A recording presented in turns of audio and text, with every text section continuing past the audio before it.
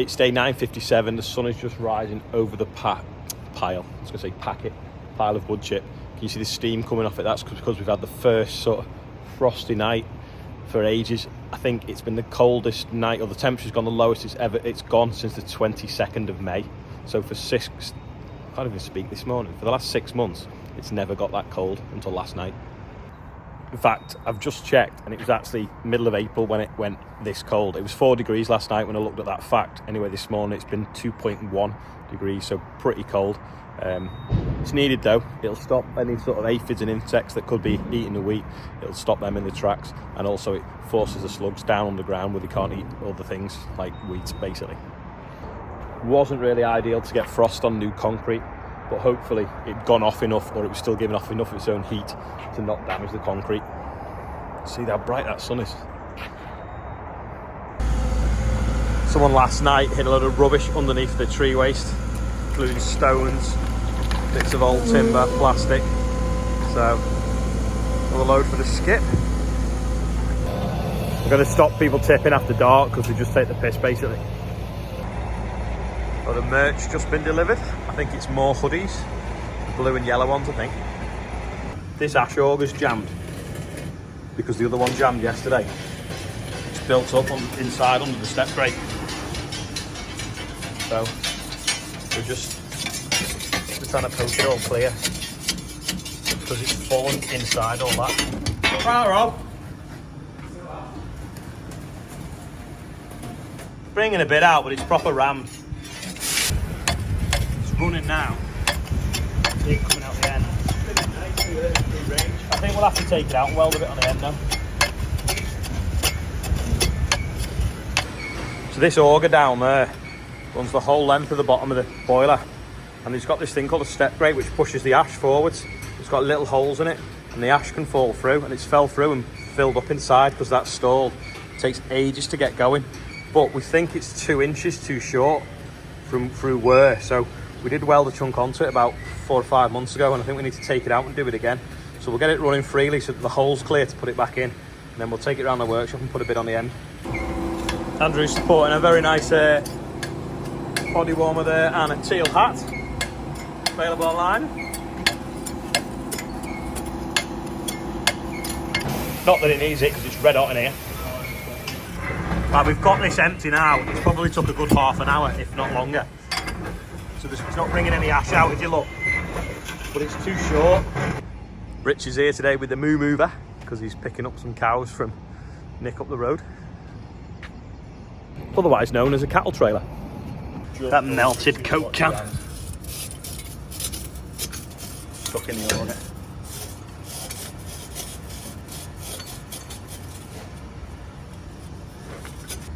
Right, so it's one of them days, coldest day ever last night. This auger has completely decided to throw its hand in because it's worn to bits. Built it up the other week, but it's gone again, a few months ago. And then also this actuator that goes backwards and forwards has also decided to give it up, mainly because the auger's gone knackered, and then that can't move backwards and forwards, which hasn't helped. So new bits on the way, hopefully.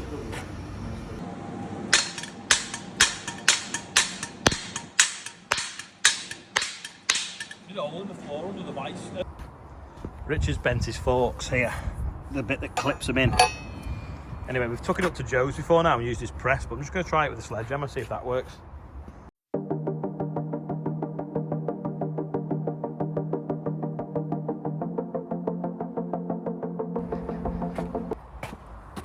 Gone a long way, out of breath, just need a little bit more, but this kept spinning round, so I jammed the brush in it. Can hear me panting. Let's have a look at these cows for the any Joe Seals fans.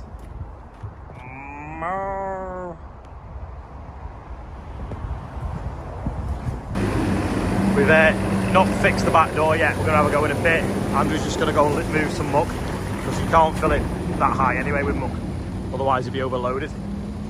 I've just got 2 tubs of keys, random keys, because Rob's mate's got some cherry pickers, platform things that he's bought at an auction. There's no keys for him, so we're just dropping some filters off for him. We're going to get some keys and have a look, because he might be selling some as well, cheap.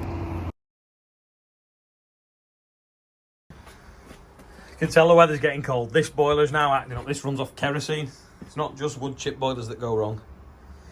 So we're just at Brookhouse now. I'm just going to slide that burner out. I think the electrodes have got muck on them. We've got a green light. I think it was just sooted up inside and it wasn't swirling properly. It's obviously getting ready for its winter service. Rob's pulled the 6090 out down there because Andrew's got to put the hedge cutter on, and he's going to now go around the other side, boom over, and he's going to feed it in forwards so that we can work on the back end easier near the door and lift the gearbox out when we get a chance to do that. So hopefully you'll be able to reach over the top without knocking the manifold off.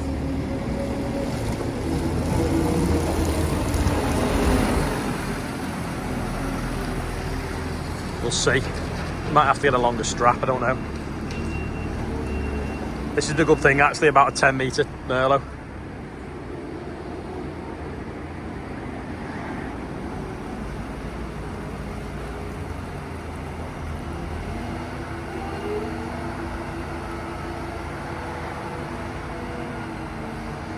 Watch the turbo. Right, let's see if it can lift it with the boom out. Or is it going to have to drive forwards? You might have to drive forwards a bit, Rob.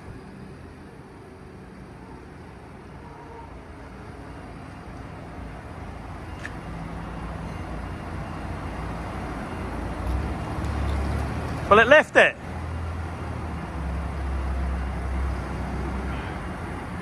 Just pull the boom in a foot.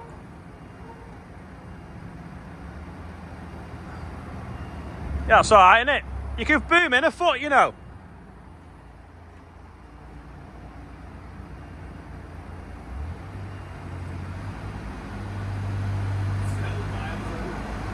Hey? Well, try that now. There we go.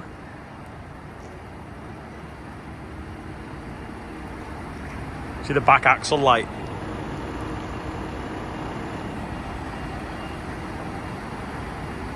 You can still go in another foot, you've got loads of room there.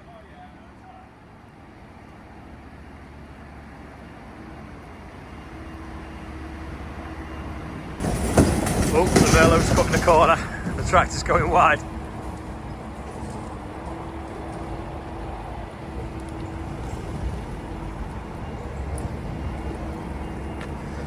Should be alright as long as that's not going to hit the roller shutter door. And I don't think it is, I don't think it's too high.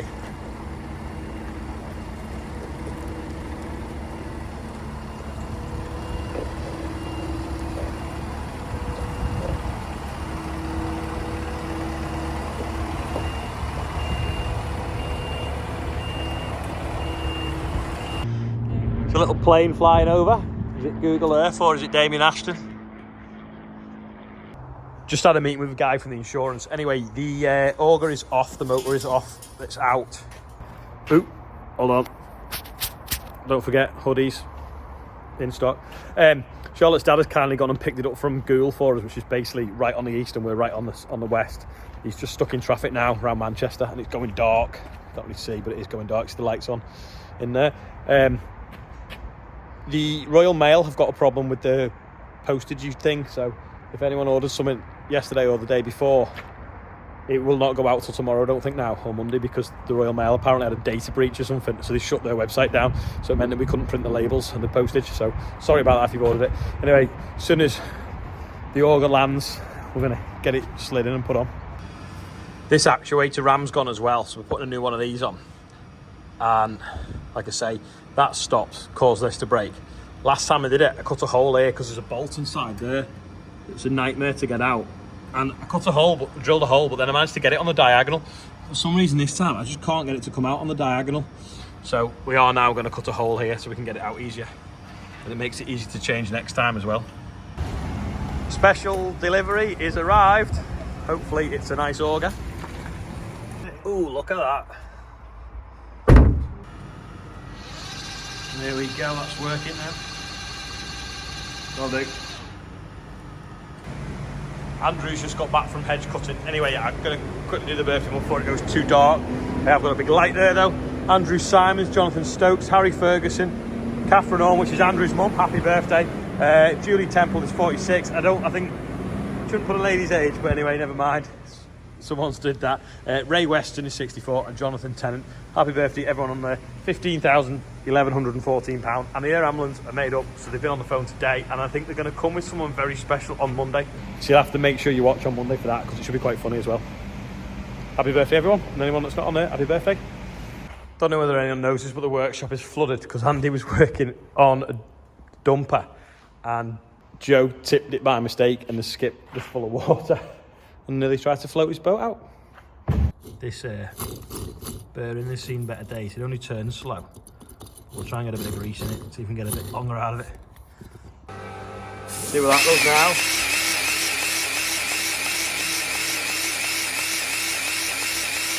Get plenty through it, you've got any dust in it. That's much better now. Nice and smooth. Just do, Rob's just polishing this shaft down so everything slides on nice and easy. And we'll put some copper slip on so it doesn't seize on for next time we need to fix it. I think you could say this is totally worn out when you look what it should look like. Rob welded bits onto it. Was it 6 months ago probably? 6 months ago. I made new flights. Yeah, but obviously weren't up to the job. They've gone again, so this should be a lot better. Just put the wiring back in the motor now and then we can hopefully screw it in. Go on the isolator and then screw it in. Can't even see it moving on the camera. Right, stop there.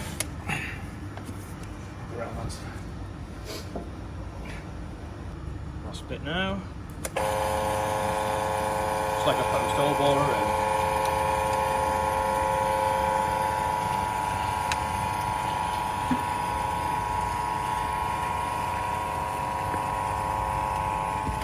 And she's home.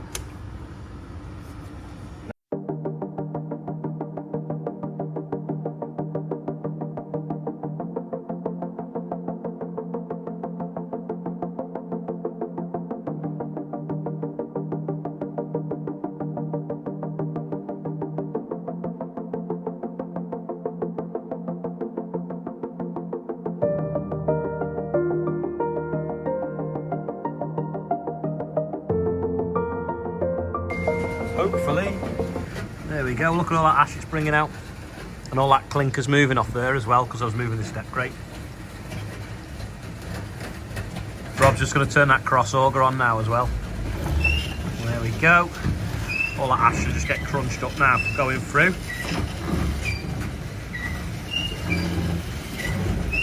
What we like to see. Trying to move the step brake backwards and forwards as well a little bit and then it'll start to break some of that up. So this, I might have told you before, but it's like a 10p machine that you have in an arcade that goes backwards and forwards, shuffling. So the chip burns up there and then it, I'll show you, that's where the chip comes in there. And then it shuffles backwards and forwards, the ash. By this end it's a lot cooler and it goes out with these augers. So you should start to see some of that moving now. Shuffling backwards and forwards. It's what's called a walking grate or a step grate. So it like walks it down the hill and then it all trickles off the end into this auger here. And then anything that falls through the gaps in these little bolts, blocks, gets brought out by this auger at the bottom, which is the one that we've just changed now because it was worn out.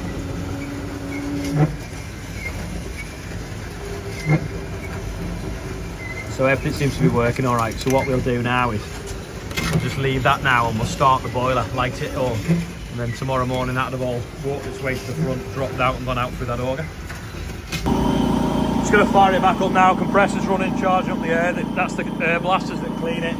It's lost 45 degrees. Sorry, it's down to 45 degrees. It was 90 when we turned it off, so we've lost 45 degrees all day. Easy maths. Anyway, it's just going to start up now. It's saying that the lead flow's low. Anyway, it'll start burning in a minute. There you go, it's just lighting now. As you can see now, the boiler's temperature is rising nicely. We'll go and look at the fire. I should say, we have a lot more maintenance on this boiler than most would have because of the chip that we use, because we use basically recycled sort of tree waste in it. That means that we get bits of soil and stones, and that's what causes most of the problems. We can screen them out. That adds more of a cost, a lot more of a cost. And then also, what would we do once it's screened out? Because a lot of it can still be burned. So we just have to put up with extra maintenance on it. But it means that we've got cheap fuel. That's raging away there now, the fire inside. That will do. Go in now, and we'll be actually warm tonight. So anyway, that's it today. Thanks for watching. One of them days we never expected to be messing around fixing the boiler most of the day. Went looking at that scissor lift as well. I didn't want to film in there because someone else's workshop. A little bit nearer than what I wanted to spend. Really handy tool. The guy up the road's having one anyway, but not for me.